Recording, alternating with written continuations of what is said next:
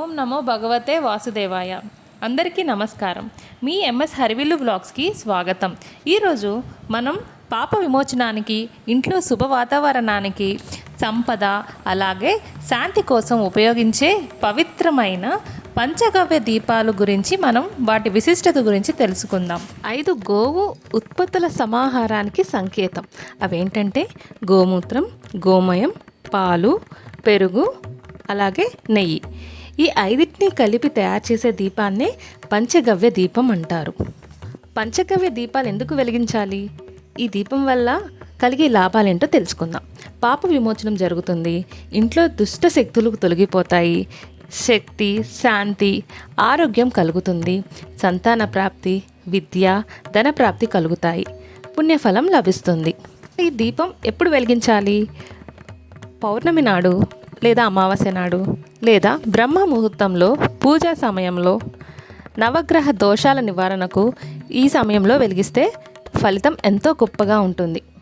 వెలిగించేటప్పుడు మనం చదవాల్సిన మంత్రం ఏంటో తెలుసుకుందాం ఇప్పుడు. ఓం పంచగవ్య సముద్భుతాయ నమః. ఓం గోమాత ప్రార్థనాయ నమః. ఓం శాంతి శాంతి శాంతి. మనం పంచగవ్య దీపం ఎలా తయారు చేసుకోవాలో తెలుసుకుందాం. దానికి మేజర్గా కావాల్సినవి అయితే 5 గో ఉత్పత్తులు: ఆవు పాలు, ఆవు పెరుగు, ఆవు నెయ్యి, ఆవు పంచకం అలాగే గోమయం. గోమయంలోకి ఇవన్నీ కొంచెం కొంచెం యాడ్ చేసుకున్నాక కొద్దిగా పసుపు, కుంకుమ అలాగే గంధం, కొద్దిగా అక్షంతలు కూడా యాడ్ చేసుకున్నాం. తర్వాత దీంట్లోకి మరింత డివోషనల్గా ఉండడానికి అలాగే ఇంట్లో మంచి సువాసన రావడానికి నేనైతే గవ్వాది పౌడర్ అనేది యాడ్ చేస్తున్నాను. ఈ గవ్వాది పౌడర్ వచ్చి పూజా సామాగ్రి స్టోర్లో కానీ లేదా ఆన్లైన్లో కానీ కొనుక్కోవచ్చు. ఈ గవ్వాది పౌడర్ అయితే 50 రూపీస్ ఉందండి మేము తీసుకున్నప్పుడు. దాంట్లో నేను 1/4 అయితే యాడ్ చేస్తున్నాను. అంతకంటే ఎక్కువ కూడా అవసరం లేదు. ఆ కొద్దికే మంచి స్మెల్ వస్తుంది.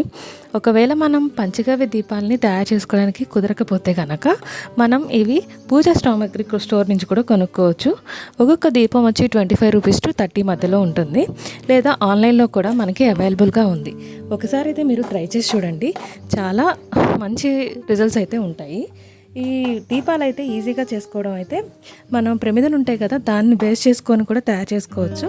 లేదు అంటే కనుక ఇలా చేతితో డైరెక్ట్గా ఇలా చేసుకొని ఆవు నెయ్యి అలాగే ఒత్తు వేసుకొని వెలిగించుకోవచ్చు. లేదా డైరెక్ట్గా క్యూబ్స్ అమ్ముతున్నారు కదా, అదన్నా పెట్టుకొని వెలిగించుకోవచ్చు. ఇది అయిపోయిన తర్వాత ఈ దీపం మొత్తం కాలిపోయాక వచ్చే బూడిద అనేది మనం పెట్టుకున్నా సరే మన మీద ఏదైనా చెడు దృష్టి ఉంటే పోతుందని అంటారు. నచ్చినట్లయితే ఎంఎస్ హరివిల్లు వ్లాగ్స్ని ఇప్పుడే సబ్స్క్రైబ్ చేసుకోండి. నోటిఫికేషన్ కోసం బెల్ ఐకాన్ క్లిక్ చేయండి.